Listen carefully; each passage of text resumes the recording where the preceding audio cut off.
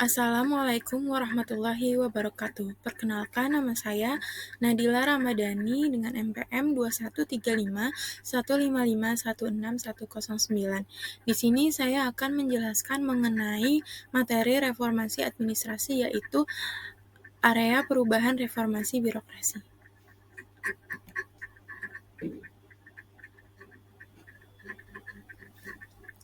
Tingkat pelaksanaan reformasi birokrasi yang pertama yaitu tingkat nasional. Pada tingkat nasional, pelaksanaan reformasi birokrasi dibagi ke dalam tingkat pelaksanaan makro dan meso.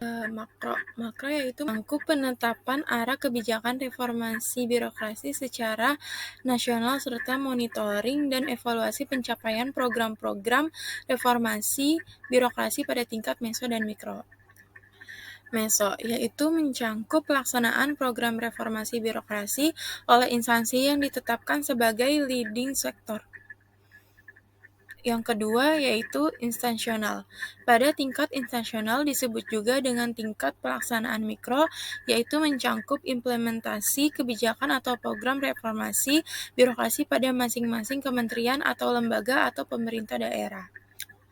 Selanjutnya yaitu dasar hukum pelaksanaan reformasi birokrasi, yaitu yang pertama Peraturan Presiden Nomor 81 Tahun 2010 tentang Grand Design Reformasi Birokrasi pada tahun 2010 sampai tahun 2025. Yang kedua yaitu Peraturan Menteri Negara Pendayagunaan Aparatur Negara dan Reformasi Birokrasi pada Nomor 25 Tahun 2020 tentang Roadmap Reformasi Birokrasi pada tahun 2020 sampai 2024. Yang ketiga yaitu Peraturan Menteri Negara Pendayagunaan Aparatur Negara dan Reformasi Birokrasi Nomor 26 Tahun 2020 tentang pedoman evaluasi pelaksanaan reformasi birokrasi.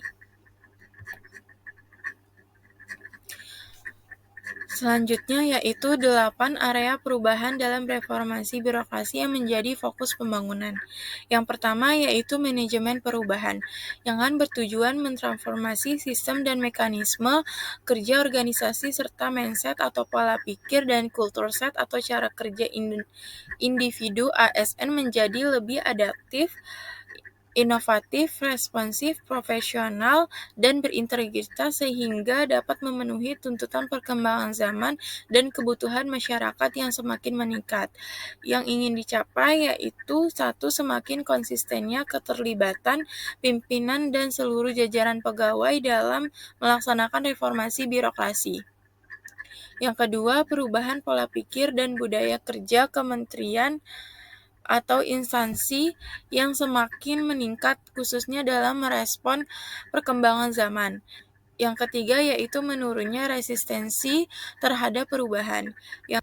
Yang kedua yaitu deregulasi kebijakan, dengan bertujuan menyederhanakan regulasi dan menghapus regulasi atau kebijakan yang sifatnya menghambat, meningkatkan efektivitas pengelolaan peraturan perundang-undangan yang dikeluarkan.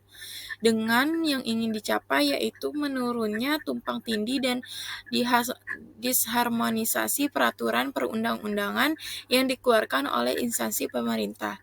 Yang kedua yaitu meningkatnya efektivitas pengelolaan peraturan perundang-undangan kementerian. Yang ketiga yaitu menurunnya kebijakan yang menghambat investasi atau perizinan atau kemudahan berusaha. Yang ketiga yaitu penataan dan penguatan organisasi, yang bertujuan untuk meningkatkan efisiensi dan efektivitas organisasi secara proporsional sesuai dengan kebutuhan pelaksanaan tugas masing-masing sehingga tercipta organisasi yang tepat fungsi dan tepat ukuran. Dengan yang ingin dicapai yaitu pertama menurunnya tumpang tindih tugas pokok dan fungsi internal kementerian. Yang kedua meningkatnya kapasitas kementerian dalam melaksanakan tugas dan fungsinya. Yang ketiga yaitu terciptanya desain organisasi kementerian yang mendukung kinerja. Selanjutnya yang keempat ada penataan tata laksana, yaitu dengan bertujuan meningkatkan efektivitas dan efisiensi sistem, proses, dan prosedur kerja pada kementerian. Yang ingin dicapai yaitu pertama, meningkatnya penggunaan teknologi informasi dalam proses penyelenggaraan manajemen pemerintah di kementerian. Yang kedua yaitu terciptanya pemanfaatan teknologi informasi terintegrasi yang akan menghasilkan keterpaduan proses bisnis dan infrastruktur dan aplikasi secara nasional. Yang ketiga yaitu meningkatnya efektivitas dan efisiensi proses manajemen pemerintahan. Selanjutnya yang kelima yaitu penataan sistem manajemen SDM aparatur.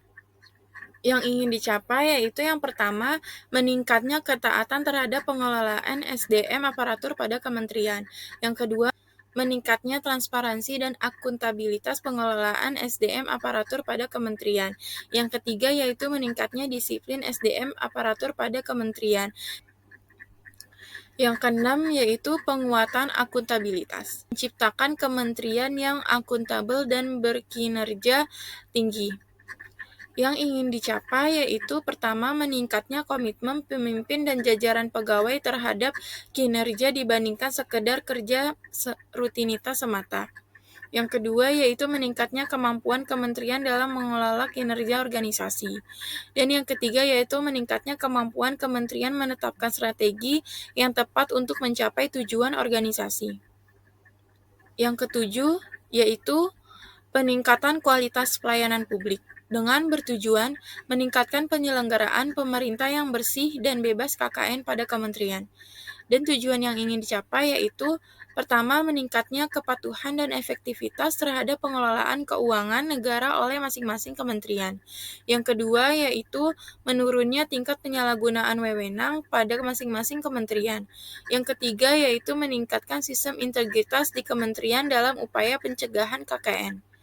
Dan yang terakhir, kedelapan, yaitu penguatan pengawasan, dengan bertujuan meningkatkan kualitas pelayanan publik pada kementerian sesuai kebutuhan dan harapan masyarakat. Tujuan yang ingin dicapai yaitu pertama, meningkatnya kualitas pelayanan publik agar lebih cepat, lebih murah, lebih aman, dan lebih mudah dijangkau pada kementerian. Yang kedua yaitu standarisasi pelayanan internasional pada kementerian. Yang ketiga yaitu meningkatnya indeks kepuasan masyarakat terhadap penyelenggaraan pelayanan publik oleh kementerian. Sekian materi yang dapat saya sampaikan, kurang lebihnya mohon maaf. Wassalamualaikum warahmatullahi wabarakatuh.